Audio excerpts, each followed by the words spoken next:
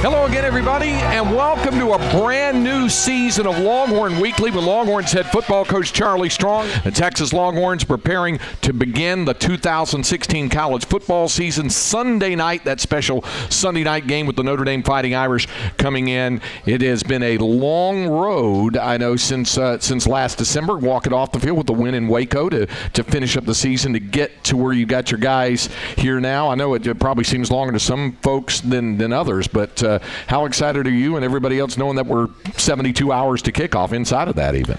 Well, Craig, our players are very excited, and you're right. You think about that journey from January where you went through winter conditioning, then you went through the summer conditioning, then you would go through fall camp, and now you're just days away from playing one of probably the biggest games that in my career that I've been here, and we're going to have a packed house and a national audience and going to have a big stage, and that's on a Sunday night, which is, I told our players today that they really deserve it, and they worked so hard to put themselves in this position, and I'm so happy for them, and now they get a chance to really go show and let everyone see what they're all about. You said some real interesting things about how your team will have to deal with all of that the Sunday night, the biggest show, the only show in town, so to speak, and I want to get to those in a moment. The first thing I wanted to do is something else I thought that you said over the summer Big 12 Media Days, was that your guys, after the season-ending win in Waco over Baylor, there was like this great euphoria that they got a win over the 10th ranked team in the country, and then there was this deflation because they realized the season was over, and you said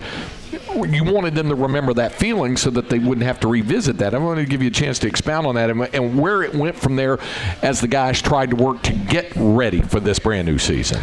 Well, it was, Craig. So we won the game. We come into the locker rooms and make a few comments, and then the guys are kind of just sitting there, just sitting in their locker, and they're looking around. And I said, well, let's go. We got to get dressed so we can get out of here. And I think one or two of them said, Coach, you know what? This is it. And I said, yes, it is. And I said, maybe if we had played better during the season, we wouldn't be sitting in this position now. So then you go through the bowl season, and then a lot of them watching the bowl games, and they're calling and say, hey, what if we had just taken care of our business? We could have been one of those teams. And then you get to January, and I just think that feeling, and that from that moment, and then now you get to January, they thought about it. So that's why the conditioning and just the workouts were just so special, because they were just revisiting that moment, and they talked about it as a team, and you just saw just a total change in attitude, or just their work ethic was totally different, but you just saw just a whole new beginning with a new team. You think you saw that drive in them because of what happened, the way the season, that they couldn't continue the season with a bowl game, that really spurred them on to do the extra work, to do the work that you and your staff say is required of them to get to that point where they don't have to revisit a losing record? That was probably part of it, Craig, but also what happened on signing day, I think, kind of rejuvenated the whole program also, because what they saw were some outstanding players that they had a chance, now that they have a chance to really come into the program and have an impact on the program and push them and make them better. And that is totally what has happened. The competition, just the competitiveness, just all of it's totally different now. And just how they go about their work each and every day. And it's been fun to watch, because, at each position, you had to compete. And guys, it used to be a time if a guy twisted a little ankle, he'd probably take a little more, a lot longer than what an ankle would take. But now, no, they're trying to get right back in. I'm okay, Coach. I'm ready to go. And you almost had to pull them out to tell them get healthy first, and then we'll put you back in. You brought up that signing class, and the layman might look back and say, wait, this team went 5-7. How did Charlie Strong and his staff do that? How did they get a top 10 ranked recruiting class, which went even higher after you had the kids who decided to transfer from Baylor, but even just the ones you signed on National Signing Day? How did it happen? You know what, Craig? I had an unbelievable staff. We went right to work, and we have just been putting in that work. And you know how it is. Coaches all have egos, and I think that where they were getting upset, where everyone kept saying, "Hey, they can't do it. Look where their recruiting class is. They are one of the worst probably in the history." But they're not in touch with Texas high school coaches. Yeah, we heard so much. Yeah. And so it kind of upset our coaches. And so what I told them, I said, "Listen, guys, just get me there. Just get me to the house." And I said, just get me in. If someone's not interested, we'll just keep pressing them. And even that, Craig, I allow guys to go commit somewhere else. It didn't bother me because I just told them, you know what, signing day is the first Wednesday in February. That's all that matters, guys. On that day, we'll get them. Just keep working them.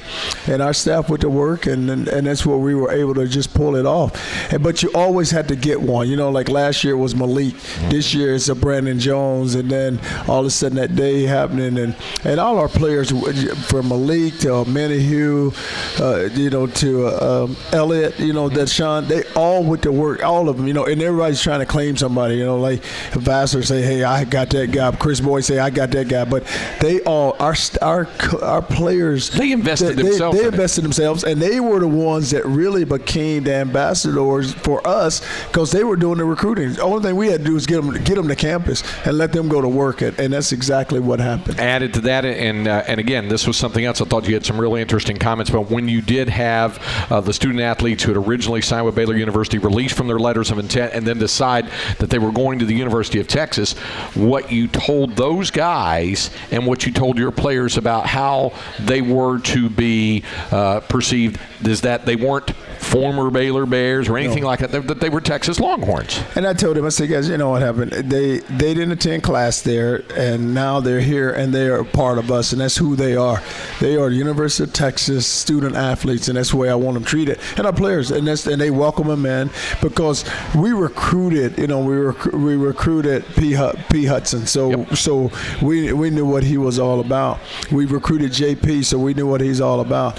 And it's almost, Craig, like we had a signing, in January when we brought in Bouchel, we brought in Boyd, we brought in Colin and Shaq. So you brought those four guys in, and then we had signing day, and so those guys were able to get to campus in June, and then in July we were able to get four more. So it was like, bang, bang, bang. You have three classes, and all three of those classes are going to they will be great assets to the program. How much does having not only a recruiting class like that in terms of the talent, but the youthful infusion of very talented guys do? Because you always hear you talk about it's important to have the right chemistry with a football team. When those guys mix with the veterans that you do have, not that you have a truckload of veterans, you got a pretty young football team, but the ones that you do have, the seniors and the upperclassmen, how important has that been to see all those guys be able to come together?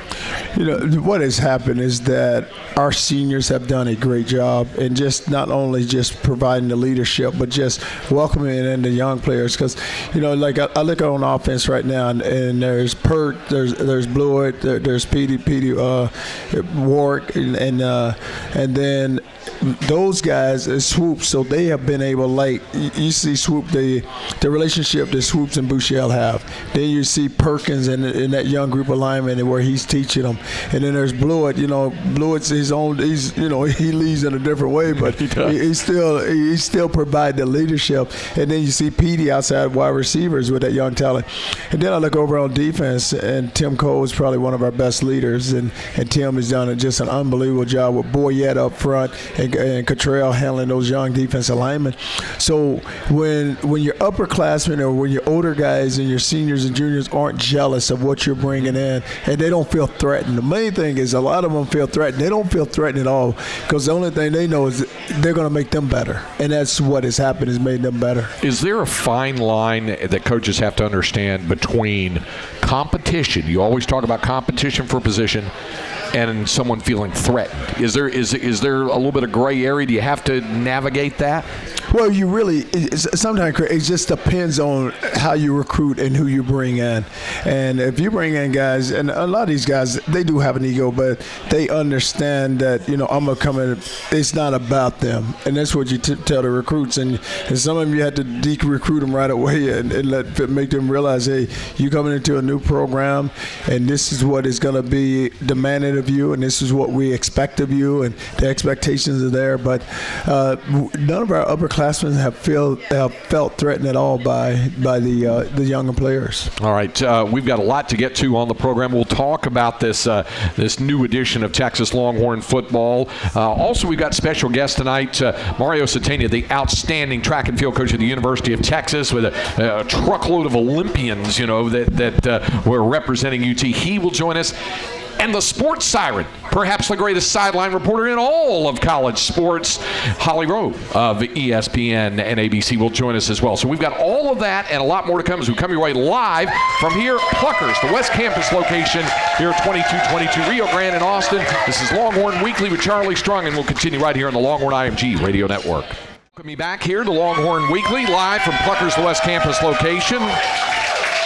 Alongside head coach Charlie Strong, I'm Craig Way. Also, Quan Cosby, our lifetime Longhorn, and our sideline reporter on the Longhorn IMG Radio Network always joins us during this portion of the program as well. We talked a little bit about it last week, Quan, but you heard Charlie and I talking about what are the things that have really leaped off the page at you about how this team has gone about preparing itself for this brand new season.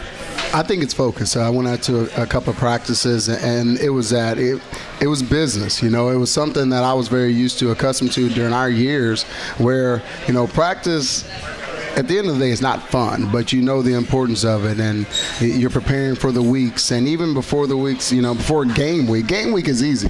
But summer and the things you're going to do to prepare, you have to have that mindset. And that's what I saw differently. They're still young, but it was a different mindset, and it was really cool to see each growth, each play, whether it was a team thing or one-on-ones, which everybody loved.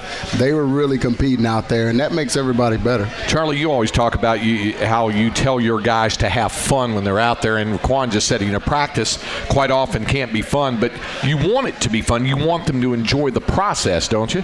Oh, you do. And like you said, it's hard to have fun when you just each and every period we're asking them to go, and then just get everything out of them that you possibly can. But it's been fun, but just watching but competition makes it fun. Right. And when you just make each drills, whenever we line up and go offense versus defense, you're competing, and it's got to be a winner. And when our guys know when I blow that whistle and it's offense versus defense, then that's when they step it up, and then it's when the fun begins. Well, you brought up go, and I know Quan certainly would have been excited to play in this offense. Let's talk about the additions, what you've done with your coaching staff this season. I guess we'll start on the offensive side of the football and start with Sterling Gilbert and what you're expecting of him and what he's expecting of this football team as he puts in his plan for what he wants to do with the offense. I told Sterling, I said, you're an unbelievable coach, you're an unbelievable person, and just be yourself. I said, you're going to have a lot of talent around you, and we've recruited well now, and don't act like that each play that you call, it has to be a touchdown. It does not have to be a touchdown. I said, let's go get us some first downs, and then all of a sudden we'll generate enough first downs where we'll get touchdowns. But just relax and enjoy it. And I said that, you're an outstanding coach, and just believe in yourself, and the players will believe in you, because it's going to come down to also, where they trust him, and he's got to realize that where he gained the trust of that whole offense, which he's done. He's done. In the short time that he's been here, he's done an unbelievable job. I tell you, and Coach hit the nail on the head. I just left an event with our own, Nate Boyer, who's, one of the best in this country, and there was some military guys there, and the Marine was talking smack to the Air Force guy, wow. And they just laughed because it's about competition. And to piggyback that with Gilbert is the practices I've been to, he's talking smack to Bedford, and when you have, and I remember when we were here, that happens so much. You don't game plan for your own defense, but you do because you want to win. You want guys to compete, and that's what I've seen from Gilbert very young. If someone hit, one of his receivers late, he let them know it, and of course then Bedford says it's 2 cents. So that camaraderie, that competition, and at the end of the day, winning is what's fun. Practice, like I said, it's not always fun, but competing and winning and knowing that is going to help you on game day is what it's about. That's what you want from your coaches as well as your players, isn't it? And that's what happens. And what you see with their group of coaches is they respect one another so much that you're going to get that. But they know at the end of the day, it's all about we're all in it together, and we're going to work together, we're going to stick together, we're going to fight together, and we're going to be together. Yep. But you want to see that, because what the players see, when they see the coaches competing, that it just even makes the competition even more because they're knowing, hey, coach is involved. Coach is really watching me. I can't let my coach down. The other guy said he can't let his coach down. Yep. So then you just start. You got to have an edge to you. You got to have something about you. You also have that from the other two new additions to your coaching staff on the offensive side. Charlie Williams is your wide receivers coach, and then of course Matt Maddox on the offensive line. Matt has done an unbelievable job with the offensive line, and if you look at the offensive line, we are a very sound, fundamental offensive line, and you look at it. Last year you had Bahi and you had Connor, two young guys with Pert, and now all of a sudden he comes in and he's getting that line where it's a solid group, and he's getting them to believe that as with the offensive line goes, those guys up front, then we're going to go as a team, especially as an offense. And then Charlie out at the wide receiver, he's a veteran coach. He's been around the NFL. He's been around college. He's taken a group of young players. They have a lot of confidence, and some of those guys, it's so fun to watch when you watch not so much they have the ego, but the confidence that he has built in them. Like you look at Colin, you look at Amani Foreman, he's a totally different guy. Petey, my man Petey Warwick, he's a totally different guy. Dorian Leonard's a totally different guy, but all this comes just because of the coaching and the confidence that you build. The other addition on your coaching staff, Clay Jennings, coaching your DBs back there, joining your defensive staff there. And how about giving folks a little bit about the type of style that Clay has?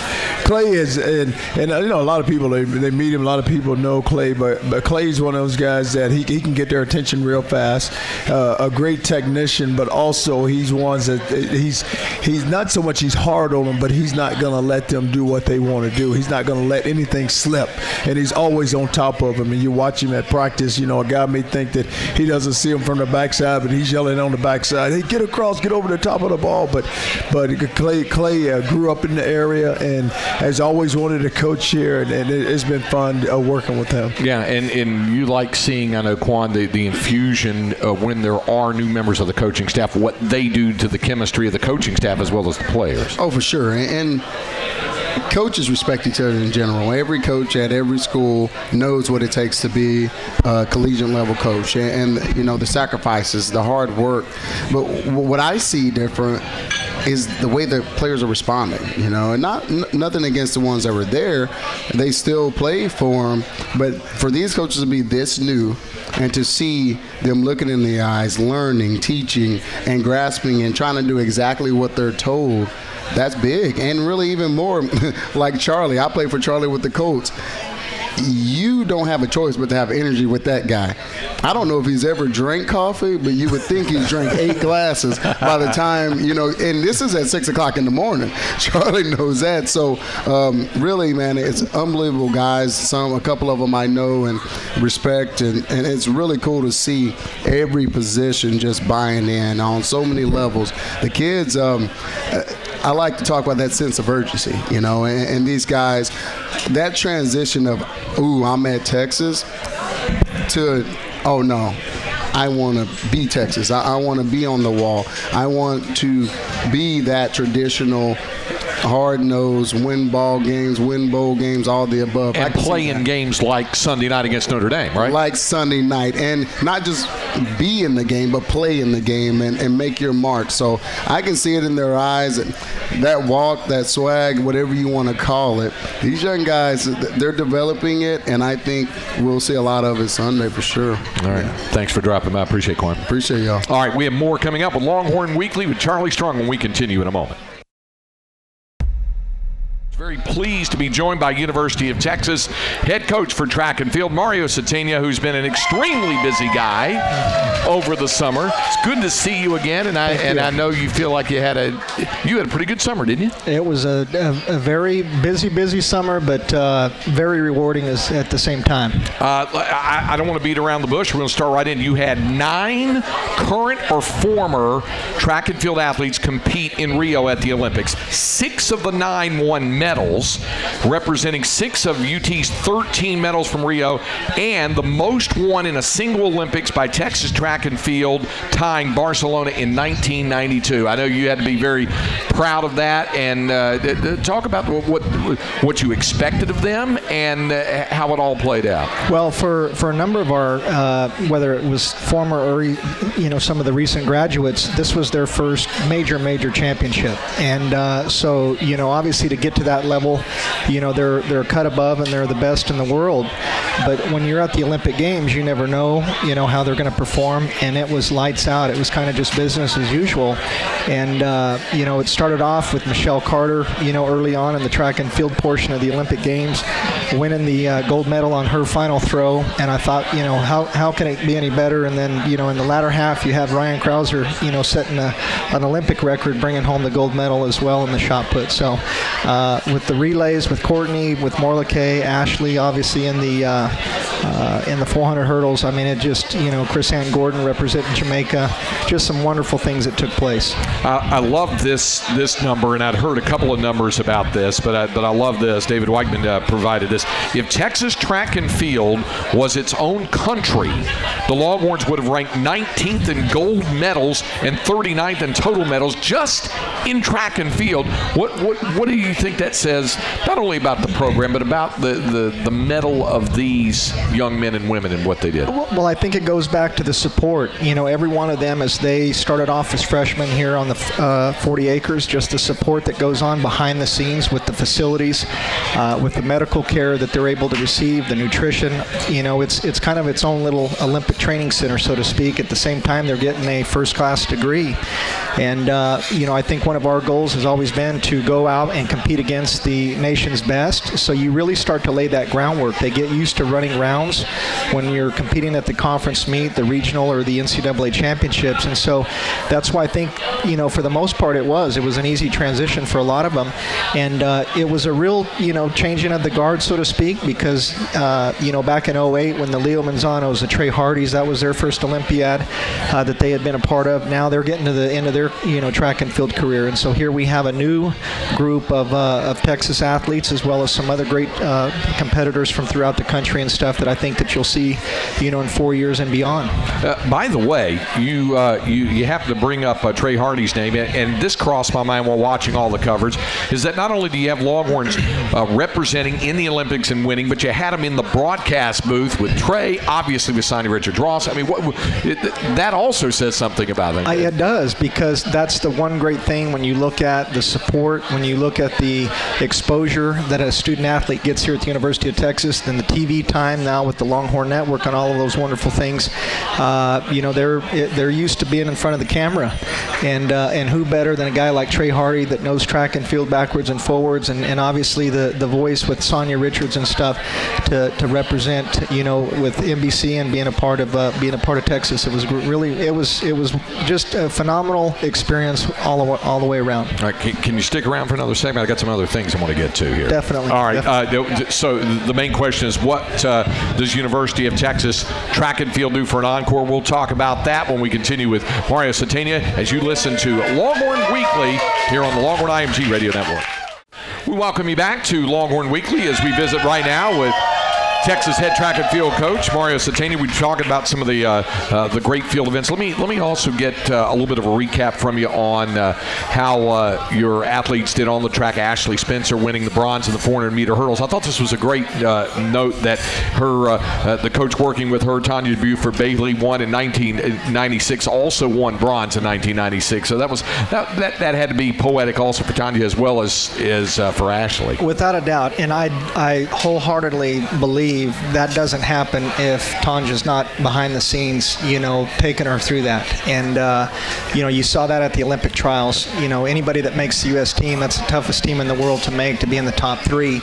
And, but when you get when you get on the highest stage at the Olympic Games, that personal coach, that support behind, when you're, walking through the tunnel and stuff, that the attention to detail and stuff, and having somebody in a 3-time Olympian as Tanja, and not just with Ashley, but with all of our athletes that she was working with this year. Let me ask you about the relays, because Courtney Okolo wins the 4x4, and she ran the opening leg in the prelims and the final for Team USA. And then you mentioned Morlakea Kinnison, who won gold in the 4x1, and she ran the anchor leg of the prelims to be eligible for the medal. And that had to be a great moment for those two athletes to be a part of those medal-winning relays. Without a doubt. For Courtney, she had one of the top times in the world this year when she set the collegiate record back at LSU, running 49.7. And, if she had one bad race this year, it was the finals at the Olympic trials where instead of being in the top 3, she ended up 6th, but at least she was in the relay pool.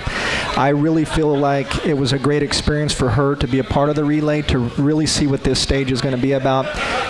She's graduated, she's finished her eligibility, she signed a contract with Nike. In fact, she was running this weekend in Europe, and but what she gained in Rio is going to put her way ahead of the curve in years to come and being one of the top quarter milers in the world. Now, speaking of, we were talking about the ones who moved on. Let's talk about a couple who are coming back. Chris Ann Gordon will be a senior this year. She won silver in the 4x400 with Jamaica, and she ran during prelims to be eligible for her medal. And Byron Robinson will be a senior this year. Finished 9th in the 400-meter hurdles. He had the number 8 time in the semifinals. Just missed getting an at-large spot in the final by a 100th of a second there. Those are two, I know, key members for what you'll have as seniors coming back. Yes, indeed. And so you really look to, Byron and also Chris Ann on the women's side to lead the charge, and then you have your support cast.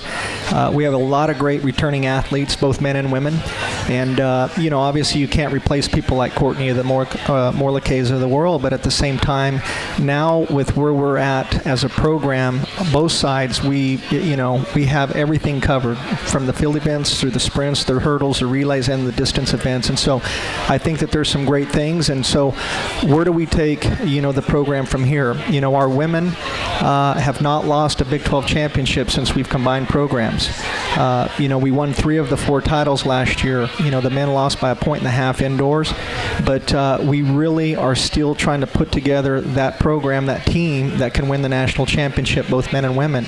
And with what we have returning, we feel like we're in a great spot. And so the coaches have done a phenomenal job with the recruitment, the day-to-day of taking care of the student athletes and stuff. And so we're really excited about this coming year. Yeah, I started to say you supplemented the outstanding returnees you have with an excellent recruiting class, haven't you? Yes, indeed. Yes, indeed. And so, and all of that really starts with cross country. We invested heavily this past year to go out and bring not just some of the great distance talent in the state of Texas, but throughout the country. And so we're really excited, and cross will kind of kick that off for us. Everybody else will be in their fall season training, and before we know it, January we'll be here and we'll start with the indoor season. So you had like zero downtime at all in the past calendar year then? Pretty much, but you knew that kind of going in, and the experience of being on the Olympic staff, being a part of Team USA, is a once in a chance, in a lifetime. And so I was very blessed and very, I'm thankful for the support, thankful for Mike and CP, behind the scenes and taking care of this, and but definitely excited about leading the charge going into this year. I appreciate you taking the time to drop by. Thank you, Mario. I appreciate it. Thank you for having me. All right, Mario Satania, Texas track and field head coach. Coming up, we have another very special guest when Longhorn Weekly with Charlie Strong continues in a moment. Texas possession on first down, off play action, sweeps, rolls right, throws downfield. He's got Caleb Blewett open. Blewett inside the 20, the 10, the 5. He extends the football. Touchdown, Texas. Caleb Blewett takes it the rest of the way. 57 yards, and the Longhorns strike first. A couple of the returning Longhorn seniors there teaming up on that touchdown against Baylor. Tyrone Swoops connecting with Caleb Blewett. Hey, want to remind you there's going to be a lot of exciting activities on campus before the game on Sunday evening. You won't want to miss GE's brilliant tailgate outside the northeast corner of the stadium at 23rd and Dedman. You can drop by and sample free barbecue from GE's 15-foot-tall web-enabled Super Smoker, and you can play high-tech cornhole beginning at 2 o'clock on Sunday afternoon. Please give a very warm Pluckers welcome to the original sports siren, Holly Rowe of ABC and ESPN, who's with us. Thank you. Very friendly crowd. It's great to see you, and Holly will be on the sidelines for ABC on the telecast on Sunday night. And but I've got to get you to tell a story, because I had somebody who was in San Antonio at the Alamo Bowl luncheon and told me about you, some of the stories you told about at the Alamo Bowl luncheon, and said you were like the hit of the luncheon. Oh dear, were they good stories? I Yes, hope so. they were humorous apparently. Oh wow, some pressure.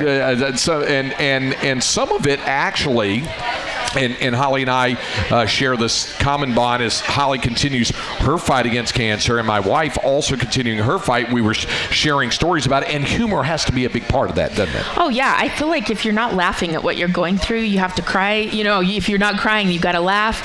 So I'm having a funny situation right now. Is I have picked out this beautiful wig for national television on Sunday night because I'm not quite ready to be on TV bald, but it's going to be 91 degrees, and I'm like. What? Wait, what? So I don't know how I'm going to manage the whole wig situation. So I've got my new wig. I'm calling her Wanda. So I'm like, well, can I put it on for the very first part when I do my little stand-up, and then I'll take it off and just be mopping my brow. So if you see a crazy woman on the sidelines, like wig on, wig off, wig on, wig off, you'll be like, oh, that Holly, she's so silly. Yeah, what I think would be good is you could take the wig off in the midst of doing a sideline, or maybe in the midst of interviewing Coach Strong or something. Well, knowing my luck, I'll be right in the middle of an interview, like this crucial moment, and it'll just blow off into the wind. So that's my other wig wardrobe malfunction. So it'll be interesting. Even with everything you've gone through, you've continued to work, and I know that's another part of the therapeutic process. That you want to continue to do what as much as you can, as long as you can, and all of that sort of thing. Absolutely. If you take away the things that you enjoy in life, what's the point? So today I'm here at Texas, and this is my job. I went to a volleyball match today, watched Texas volleyball. I went to men's basketball practice. It's 71 days until the season. Saw Shaka Smart getting after the guys. And then I went to women's basketball practice and saw the new incoming freshmen and see how they look. So I'm just having a blast. And this is my job, to watch sporting teams and sporting events and look for good stories. So it's a blast. Oh, and I went to Texas football practice yesterday. So it's a win-win-win. Holly, how exciting is it? I mean, it's exciting for fans to go to see a game like Texas versus Notre Dame, and this huge first weekend is just gigantic with games, some marquee matchups across the country. But does it still excite you as a reporter to be at not just doing your job, but being at a big game like this? No, that's the best part about it. I remember taking my brother to a game with me recently, and as we walked into, it was Ohio Stadium, the Horseshoe, and we walk in, and there's 110,000 people going crazy on this night game, and I said, "Welcome to my office." And he was like, "That is pretty awesome. This is your place of business." So it is really neat. My other thing I'm excited about is I've never done a game at Texas. If you can imagine all the Texas games that I've done over 20 years, and I've never done a home game here. So I'm just giddy. There's a new Bevo. Bevo's going to be unveiled. There's a lot happening. I'm very excited. Well, toward that end, what really has you pumped up about this college football season? What are you looking forward to watching carefully this college football season? Well, I think what's exciting is that there's so many unknowns. Every single school that's in a position to maybe make a run for it, except for maybe Clemson, has a question at the quarterback position. It's one of the most uncertain years I can ever remember countrywide about who's going to be playing quarterback. So I think that's really interesting, and how those battles develop over the course of the season, I think, are going to be fascinating. And our game, we could see 4 quarterbacks on Sunday night here at Texas, and I think that's going to be really fun. The one thing no one is talking about for this game that I would like just to point out, because I am one of these people that's obsessed with the offensive line, and no one ever talks about them. You're right. Freshman center for Texas, and a center for Notre Dame who's never had a career start. So that is one thing. Like you've got all these quarterback battles and this whole storyline about the quarterbacks. Well, the guy who's got to get the ball to them, they are both brand spanking new. So it's going to be kind of fun to watch that little battle. Now, you said this will be your first time to be on the sidelines during a game at Texas. Yes. So tell folks some of the other places you really like going to work the sidelines for games, since obviously this will be your first time in Texas, but so it can't be evaluated yet. But what about other places you've been to? Yeah, I would say some of my favorite places are Penn State, because it's 112,000 people. Some of my favorite games there are the night games where they do the whiteout. Yep. So the whole stadium is white, and they've got these pom-poms going, and it just looks like this mystical wonderland. So I love that. Of course, I love the Horseshoe for Ohio State. And then literally almost every single SEC stadium is good. You've been in every SEC I've been in every one. Yeah. One that no one ever talks about but has a really cool atmosphere is Auburn. I really like going to Auburn, and their town is cute, you know, a little cute Main Street, and I've gone out and toilet papered the Toomer's Corner oak trees before, so that's kind of a cool college town as well. What's the best part of your job? Finding interesting stories. So, you know, listening to the track coach tonight, John Burt, who's a wide receiver on this team, led the team with receiving yards last year. In his off-season away from football, he was running track and finished second in the 110-meter hurdles. So I love finding those little stories of how did he balance track and football, and now entering his sophomore season, what can we expect? Another little funny story we've run across is C.J. Sanders, who's the return man for Notre Dame. He was in a movie, the movie Ray. Did you see that movie about Ray Charles' life? He plays young Ray Charles in that movie. So he's like a child actor. I guess he's really good buddies with Jamie Foxx, and now he's going to be returning kicks in the stadium. So it's just fun little stories behind the scenes that you look at that are very interesting. So if Jamie Foxx is on the sidelines, on the Notre Dame sideline, and Matthew McConaughey is on the Texas sideline, yes. Which route are you going? Well, I don't know. I love them both. But Matthew McConaughey, I'm going to give you a little story. So we went to practice yesterday, and I was so excited to see him. And he's like, "Oh, hey, I recognize you." And I was like, "Matthew McConaughey recognizes me." And I look like this right now. I was so sad. And I got a picture with him, and I'm like, "Oh, no, man." The one time I don't have hair, I meet Matthew McConaughey. But anyway, I was really impressed as he talked to the team at the beginning of practice. And then he stayed the whole practice. I mean, we were sweating our guts out there. And he is like evaluating and looking at the steps of the linemen. And I mean, this is not just a fan that shows up to be a celebrity. He was in it to win it. And I asked some of the players, you know, what was some of the advice he gave you? And it was really sweet advice. Is he said, it's okay to be nervous. You know, I get on a big movie set and sometimes I'm nervous with my performance. And he said, I've been on movie sets where I just shout out, I'm so nervous right now. And the players told us that's really neat because we've got a lot of young guys in key positions for this football team. So it's going to be okay that they're nervous stepping out onto that field on Sunday night. But how they harness that and how they deal with that nervous energy is going to be important. So I loved Matthew McConaughey and how he really showed up for practice and was a diligent student. It's always great to see you, and it's great to see you continue to be an inspiration. A lot of people are fighting the fight as well, and we appreciate you stopping by. Thank you, and all my best to your wife. I know you are too. All right, Holly Rowe from ESPN. Coach Strong will rejoin us when we continue with Longhorn Weekly right here on the Longhorn IMG Radio Network. Hawthorne with the snap, turns, hands to Jefferson, goes forward. He's got the first down and broke through. He fumbled the football. The Longhorns have it at the 42-yard line. Jefferson had the first down, and the Longhorns come away with it. Big Puna Ford turnover. Texas has it with 2:31 to go. Big moment in the game against Baylor, and Texas won. Also want to remind you, it's the most recognized trophy in college football. It's coming to Austin this Sunday, September 4th, with the Nissan Heisman House Tour. You can get your picture with the trophy, meet former Longhorn football greats, and ESPN's Neil Everett when you join the free pregame fun on East 23rd Street. Well, that was a highlight with Puna Ford, and I know you're really counting on your defense to step up and make some big plays for you again this season, and also building some depth along your defensive front. You know, last year, Craig, we didn't play very well on defense, and it's something we've talked about, and we wasn't at all very pleased at how we performed. And we're going to have to play much better because, you know, when you look at a team and you talk about winning, you always win with great defense. And defensively, that's where we have to improve. You look at our defensive front with Puna, with Boyette, with Chris Nelson, with Cottrell, with Nashawn Hughes. Those guys, those guys all played last season. So now you had a large freshman group come in, and just to add the depth because we needed that group of guys, and they're big. You know, they're 300-pounders. They're big body guys.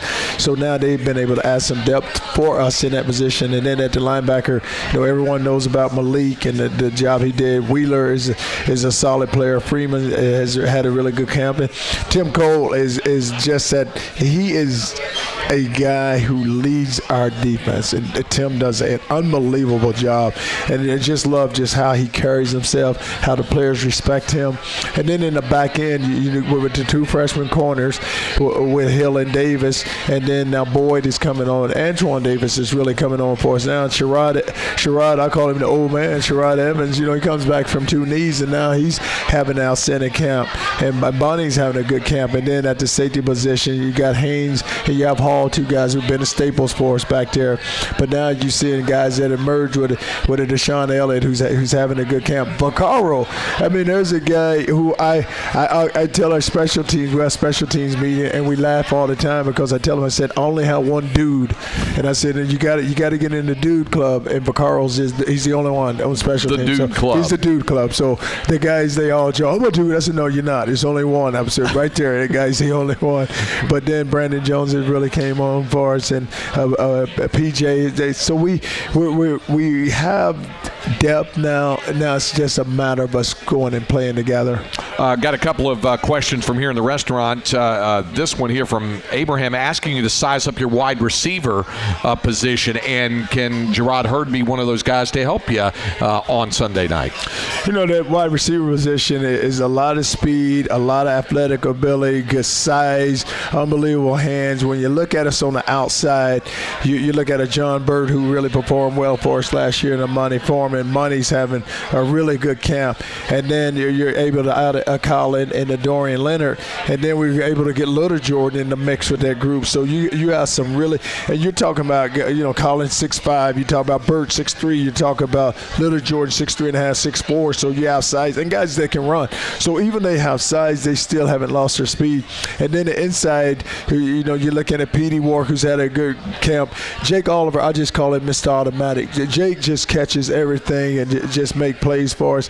And now you take Hurd and you put him in there, you get Duvernay, who has outstanding speed. So that inside position there for us is really coming on, and those guys are really competing, and they enjoy competing, and they're having fun.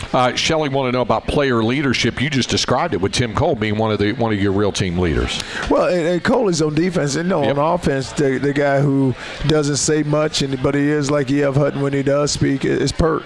Perk doesn't say much, but when he speaks, they all listen, and he's done a good job. And Blewett has a unique way of leading himself. You're a little unique there, Craig, but he does, and guys listen to him. But he has a way about him of how he does things. All right, we'll be back to wrap it up with a look at Notre Dame when Longhorn Weekly continues in a moment. 4 seconds to go in the ball game. Jefferson has it, back to throw. He's going to throw deep up the right sideline. The pass is intercepted, picked off, and the Longhorns have won the football game. They'll rule it incomplete, but it's no matter. Texas has upset 12th-ranked Baylor here in Waco this afternoon. And Deshaun Elliott did pick off that pass here against Baylor. As we near the end, it's time to talk about Notre Dame. And what are the things about Brian Kelly's team that really strike you the most? It's a team that returns a lot of players, a lot of key players. And you start at the quarterback position with Zaire, and he's had and Kaiser. And, people kind of, when you break them down, talk about Zaire, and he's going to beat you with his feet, but he can also throw the ball. And the same thing with Kaiser. Everybody think he throws the ball, but he can also run it. And then they have a really strong running back. They're probably the strength of their team is their offensive line. And you look at McGlinchey, he's a guy that played and moved him from the right side to the left side. They feel with Nelson there, they feel pretty strong about. There's 2 preseason All-Americans, and they feel really strong about this left side of their line. And the running back, they have some players. They had a ton of running backs to play last year, and they're all back. They're probably the biggest concern is that wide receiver, but they're talented, but they're just young. And on defense, they're really strong up front with Rochelle and those guys with Jones that can anchor the line of scrimmage, which you always look for. The linebackers are going to be new because they lost some guys with Jalen Smith and those guys last year, and even the secondary. So it's a big challenge, a major challenge for us, and we're playing an unbelievable team, an outstanding football team, well-coached football team, so our hands are going to be filled. And yet I know you feel that your guys will be very excited to have that opportunity against a really good program with a national name like Notre Dame. Oh, they will, and it's a good thing. The good thing about it, Craig, we're at home. We're going to be in front of a packed house. We're at home, national spotlight, and it's going to be amazing just to watch, just the whole build-up as we continue to march toward that game. Do you still get fired up for season openers? Oh, I do, and I told our players, there's nothing wrong with getting a little knot in your stomach and feeling a little nervous. You should. If you are a competitor, you're going to feel like that. And I would guess also that you want to see your guys channel that into positive energy and be able to make plays from that type of nervous, positive energy. You know what I like to see, Craig? I like to see us play fast. I just like to see us go out, compete, play fast.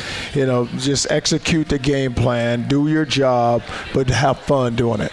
Okay. I appreciate the time and enjoy the opener come Sunday night. All right, Craig. Thank you. All right. Longhorns head coach Charlie Strong. Also want to thank our special guest tonight, Mario Satania, University of Texas track and field head coach, and, of course, Holly Rowe from ESPN. And, of course, she'll be on the sidelines for the ABC telecast on Sunday. We will be on the air at 5:30 on Sunday afternoon. The kickoff just past 6:30. It's the season opener for the Longhorns as they take on the Fighting Irish of Notre Dame from Darrell K. Royal Texas Memorial Stadium. For head coach Charlie Strong, I'm Craig Way. We thank you for joining us, and we'll look forward to visiting with you next week at the same time right here on Longhorn Weekly.